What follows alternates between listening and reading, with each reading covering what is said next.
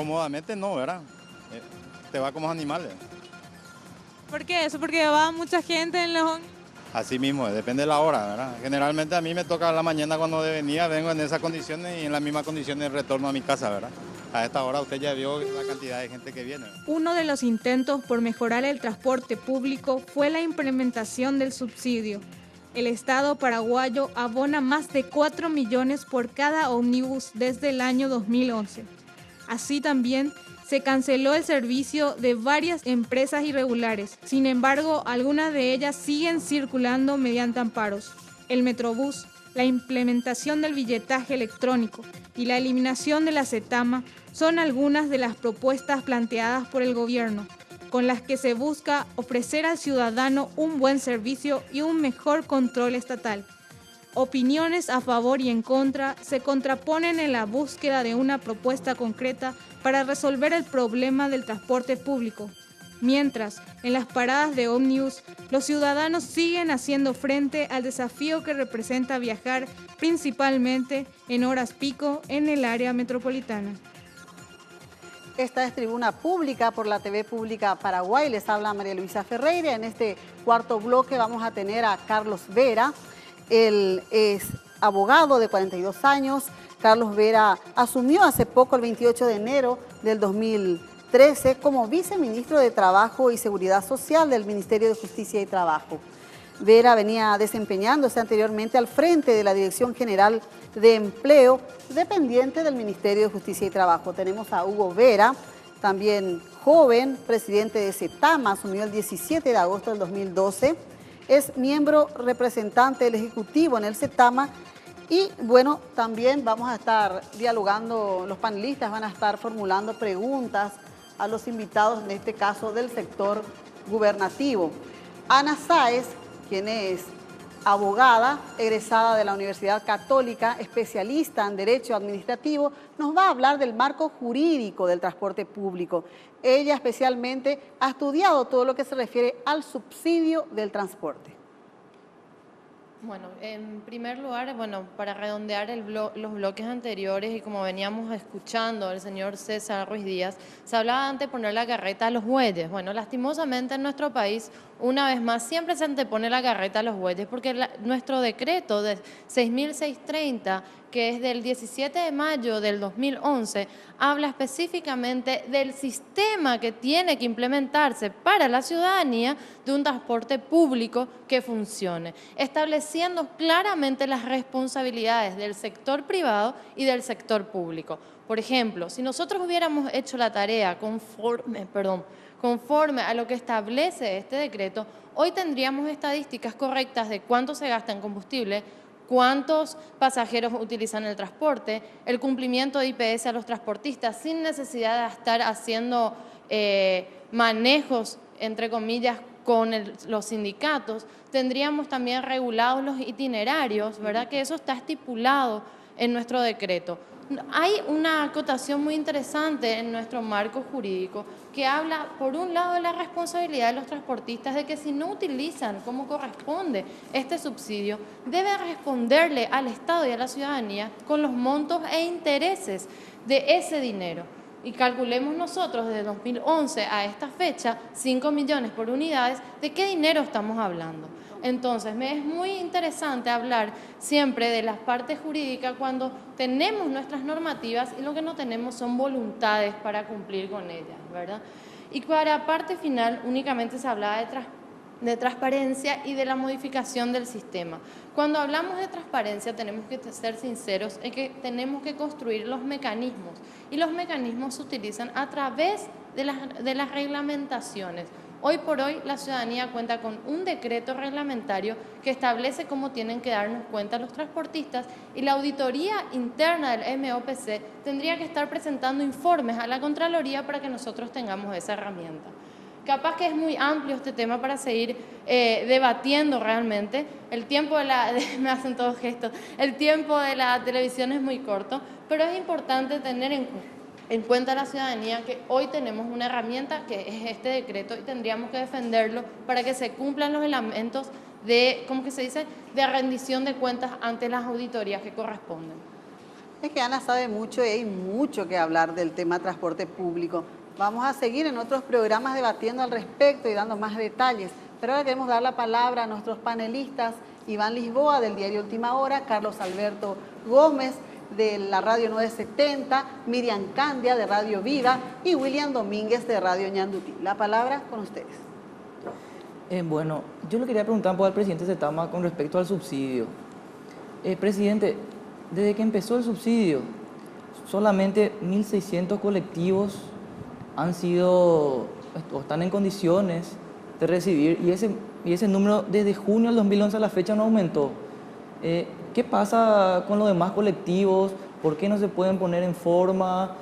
¿Qué les falta a las empresas? Y sobre todo, ¿por qué no se le aprieta a la empresa para sacar ese colectivo chatarra que está moviendo los materiales? La gente se está un poco quejando de la frecuencia, no hay frecuencia, te llenan de minibuses cuando deberían de renovar con colectivos con una capacidad de 60, 70 pasajeros. ¿Qué pasa, presidente?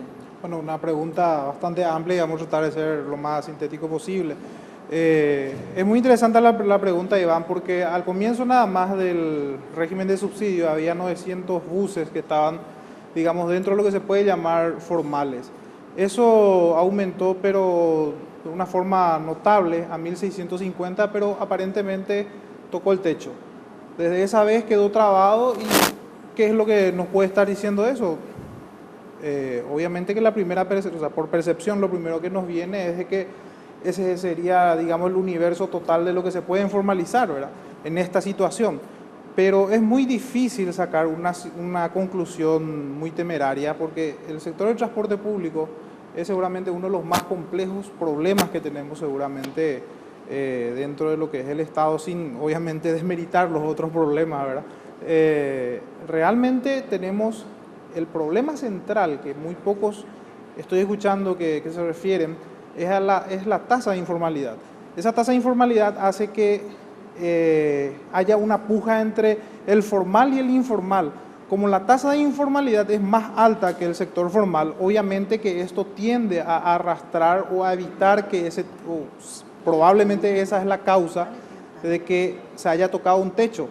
Entonces, ¿cuál es el compromiso del Estado? El compromiso del Estado obviamente es el combate frontal a la competencia desleal, que de hecho estamos haciendo. Y uno de los síntomas que podemos referir de que se está tocando o se está haciendo mella al sector informal es que justamente no hace poco se atacó el corralón de Zetama, secuestrando prácticamente esos buses, lo que implica o lo que nos dice de que efectivamente se está haciendo un trabajo. Pero lo que tenemos enfrente es un monstruo. No se puede solucionar de la noche a la mañana por muchas razones. En primer lugar, la ciudadanía se va a quedar en el medio del fuego cruzado. Ellos quieren llegar todos queremos llegar a nuestro destino, se les molesta y una serie de situaciones que se van a dar si es que se utiliza una fuerza, digamos, desmedida para tratar de solucionar el problema. Por eso es que nosotros creemos que el contexto es lo que debe ser observado y solucionarlo en forma paulatina, que de hecho lo estamos haciendo. Usted propuso eliminar el subsidio hace 2 o 3 meses. Ese es el camino a eliminar el subsidio. Desde mi óptica es lo que yo he sugerido, obviamente, al equipo técnico del Ejecutivo. Obviamente está sujeto todavía a estudio. Es lo que yo vi en el tiempo en que estuve haciendo un estudio de campo, de que esa tasa de informalidad debe retroceder para que se pueda formalizar más el sector, porque se está robando pasajeros, o sea, existe una puja muy fuerte todavía dentro del sector, porque imaginemos que este mismo problema traslademos a otro, por ejemplo, el comercio. Imaginemos que los supermercadistas están siendo atacados por el 60% de contrabando. Sería brutal, ¿verdad? Entonces, el problema un poco radica en buscar un mecanismo para erradicar esa informalidad. Puede ser una competencia artificial. Algunas autoridades habían planteado que Zetama debería desaparecer porque no resolvió el tema transporte público. ¿Es en Zetama donde se procesa? Eso se dijo después de que se habló de que desaparezca el subsidio. Sí. ¿Es en Zetama donde se procesa o se tapa esa cadena de mentiras? ¿Es en ese lugar de lo que hablaban los panelistas anteriores? Bueno, yo no sé si hay mentiras en el sector. pero mínimo verosimilitudes, un punto intermedio, medias verdades. Obviamente la gente va a decir siempre lo que más le conviene, ¿verdad? Yo particularmente no creo que el problema esté en el ente regulador, yo creo que se tiene que mejorar muchas cosas. Si es un viceministerio de transporte, bienvenido sea. Si es otra institución parecida a CETAMA, perfecto, pero el problema central yo creo que está en el fondo, que es la informalidad que hay en el sector. Cualquiera de los mecanismos creo que serían bienvenidos y pueden solucionar el problema de fondo, ¿verdad? Hugo, pero ¿cómo no mentira? Es lo que yo creo que la ciudadanía nos explica.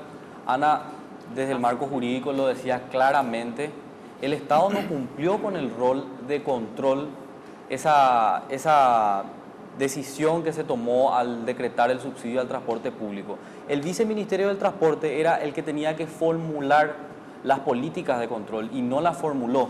Hoy los transportistas dicen, ya no queremos seguir teniendo subsidio y el gobierno finalmente no acepta esta decisión. Yo no sé a qué están jugando, o hay una complicidad. Dicen que no hay mentiras, el propio empresario del transporte dice que existen mentiras. Entonces no sé en base a qué estamos hablando. ¿Se está trabajando para mantener este sistema o qué? Bueno, en primer lugar, lo que se tiene que tener en cuenta es el síndrome de abstinencia, ¿verdad? Si yo te estoy proveyendo, discúlpame el ejemplo muy malo, cocaína, y te saco de golpe, los efectos colaterales serían terribles. Ese es el efecto que causan los subsidios en todo el sector económico, no solamente en el transporte. El desacople del subsidio es seguramente una de las tareas más difíciles que puede haber, porque instalar un subsidio es de lo más fácil que hay. Desacoplarlo es la tarea más difícil. ¿Por qué? Porque si vos sacás de golpe, la ciudadanía una suba terrible va a ser de la noche a la mañana, y es un problema no menos grave, ¿verdad? Porque todo se maneja en base a percepción social, y si la ciudadanía le tenés, digamos, descontenta de la noche a la mañana, vas a tener un problema social muy, muy grande. Entonces, no es que no se quiera sacar el subsidio, se lo va a sacar, pero dentro de un mecanismo, dentro de un contexto. Para eso es que se está implementando la tecnología. Ahora estamos viendo esta campaña de las calcomanías que muchos criticaron, que no es otra cosa sino que para que la gente se mentalice de que hay dos sectores, el sector informal y el sector formal, nada más que eso, porque hasta ahora todo el sector está en una misma bolsa. Pero la ciudadanía ya está descontenta hace mucho tiempo con el transporte. No, claro, es una herencia muy pesada. Una precisión nada más para Hugo. No solo eliminar el subsidio, exigir que devuelvan la plata, porque no cumplieron. Clarísimo está. De lo que sí se está seguro también es del poder inmenso que tienen los transportistas, porque ¿quién recuerda un paro de sindicalistas, un paro de choferes para el país, para la ciudad, para todo? Sin embargo, sabemos que ganan mal, trabajan mucho, trabajan el doble, trabajan el triple.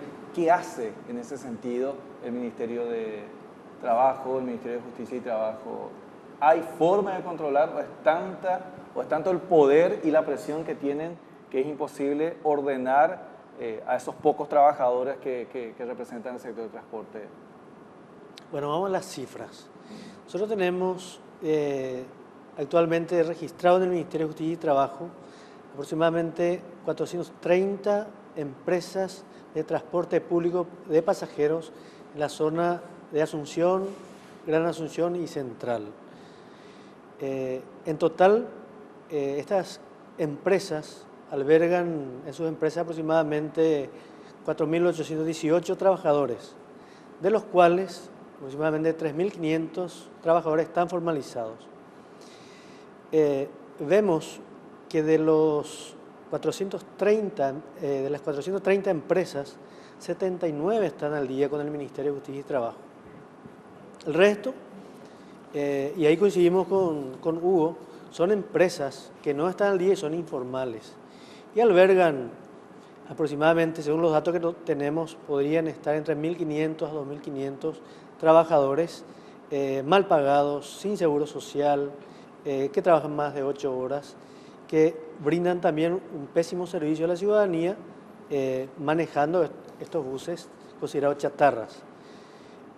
Evidentemente, el trabajo que hace el Ministerio de Justicia y Trabajo no da abasto, no alcanza. De hecho, se trata de llegar a controlar las empresas de transporte, pero la informalidad existente de los transportistas, entre comillas, pseudotransportistas, yo diría, es tal que el control a veces apenas llega a los que ya están formalizados.